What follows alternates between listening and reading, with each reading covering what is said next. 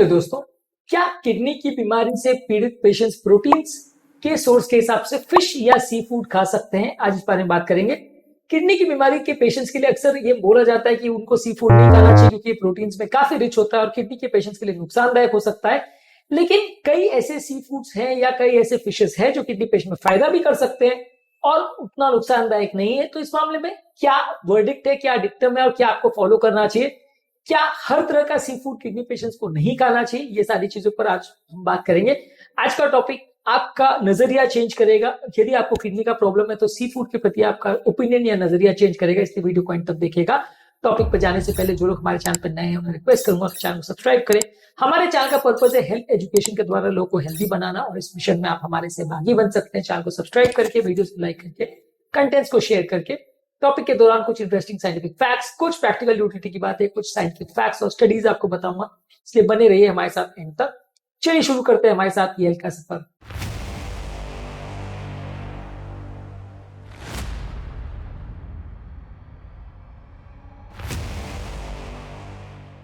क्या आपके परिवार में किसी व्यक्ति को किडनी का प्रॉब्लम है और वो सी फूड खाने का शौकीन है?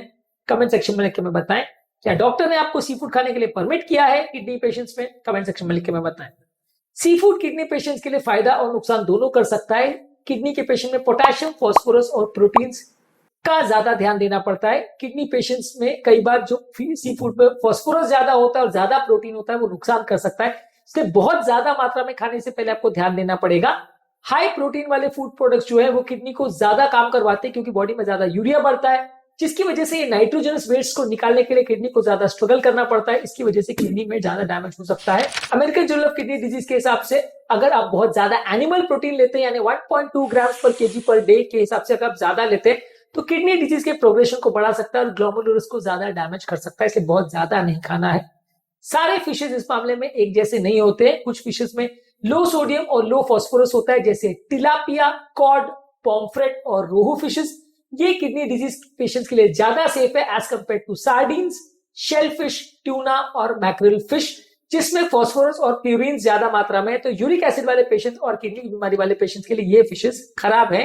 टिलापिया, कॉड, पॉम्फ्रेट और रोहू फिशेज ज्यादा अच्छी मानी जा सकती है।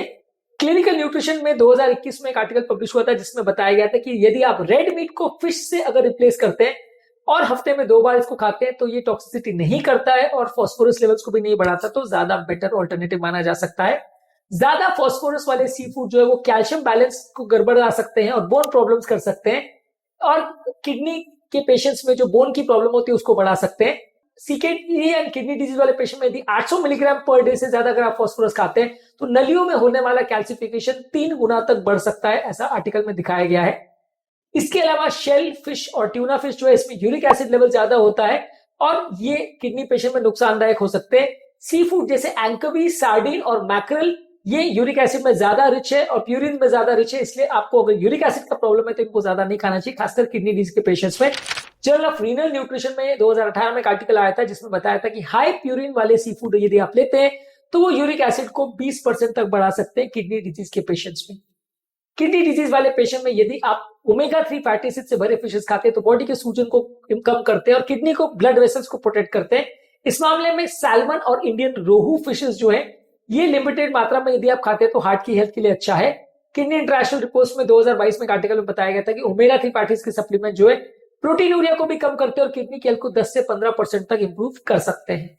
सी फूड में कई बार कंटामिनेशन होता है जैसे मर्क्यूरी, कैडमियम और आर्सेनिक का, ये डायरेक्टली आपकी किडनी को हार्म कर सकता है, इसलिए जहां से आप सी फूड ले रहे हैं उस पर विशेष ध्यान दीजिए। कई जगह में अगर आप ऐसी जगह से सी फूड ले रहे हैं जहां पे पानी दूषित है, प्रदूषित है और उसमें पोल्यूटेंट्स है तो किडनी पेशेंट्स के लिए वो नुकसानदायक हो सकता है और ज्यादा नुकसान कर सकता है जितना रेगुलर व्यक्ति को करता है, इसलिए किडनी पेशेंट में और ज्यादा ध्यान देना पड़ेगा। इसके अलावा फिशेस को आप कैसे पका रहे हैं वो भी मैटर करता है।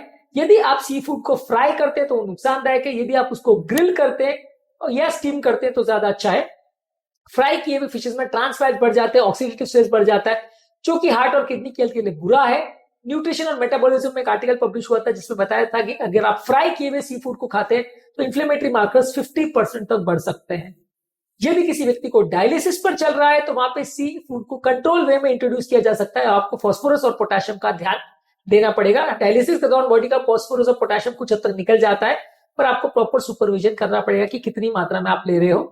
फाइनली हमारा वर्डिक्ट ये है कि 1 से 2 स्मॉल सर्विंग 70 से 100 ग्राम लो फॉस्फोरस लो मर्क्यूरी वाली फिश आप ले सकते हैं। ज्यादातर किडनी डिजीज पेशेंट में स्टेबल है। शेल फिश, प्रोसेस किए हुए फिश, हाई सॉल्ट वाले फिश और फ्राइड फिश को आपको अवॉइड कर रहा है। प्रोसेस फिश प्रोडक्ट्स जैसे फिश सॉस, ड्राइड फिश और कैन ट्यूना, इसमें हिडन सॉल्ट और फॉस्फेट एडिटिव्स होते हैं, इसको भी आप अवॉइड करिए। Commercially available healthy fish oils में भी अनरेगुलेटेड फॉस्फोरस कंटेंट रहता है, तो उस पर भी आपको ध्यान देना पड़ेगा। इसके अलावा वेजिटेरियन सोर्सेज से ओमेगा 3 फैटी एसिड्स ले तो कई बार वो किडनी पेशेंट के लिए ज्यादा अच्छा हो सकता है। इसके अलावा यदि आप फिश के साथ लेमन और विनेगर लेते हैं तो ये फॉस्फोरस की एब्जॉर्प्शन को कुछ हद तक कम करता है, तो इससे आपको फायदा मिलेगा। ओवरऑल आपको ग्रिल और स्टीम करके फिश लेना है, फ्राइड नहीं लेना है। रेगुलरली फॉस्फोरस, क्रिएटिनिन और पोटेशियम लेवल्स को मॉनिटर करना है। और अगर आपको किडनी का एडवांस डिजीज है तो डेफिनेटली सी फूड खाने से पहले अपने डाइटिशियन से डिस्कस करें तो ज्यादा अच्छा है। आज के टॉपिक में हमने बात करी कि क्या किडनी वाले डिजीज सी फूड खा सकते हैं। आज के टॉपिक में हमने बात करी कि क्या किडनी के डिजीज से पीड़ित पेशेंट सी फूड खा सकते हैं नहीं, और क्या क्या बातों का उनको ध्यान रखना चाहिए यदि उनको सी फूड खाना है। तो उम्मीद करूंगा कि आज के टॉपिक में कुछ नई बातें जानने को मिली होगी। जो लोग हमारे चैनल पर नए हैं मैं रिक्वेस्ट करूंगा कि चैनल को सब्सक्राइब करें। हमारे चैनल का पर्पज है हेल्थ एजुकेशन के द्वारा आपको हेल्दी बनाना, और इस मिशन में आप हमारे सहभागी बन सकते हैं। आपके कमेंट्स हमें जानने में मदद करते हैं कि आपको हमारा कंटेंट कैसा लग रहा है, प्लस हमारे लिए मोटिवेशन और इंस्पिरेशन का भी काम करते हैं। इसलिए वीडियोस को देखते रहिए, शेयर करते रहिए और हमारे साथ हेल्थ के सफर में आगे बढ़ते रहिए।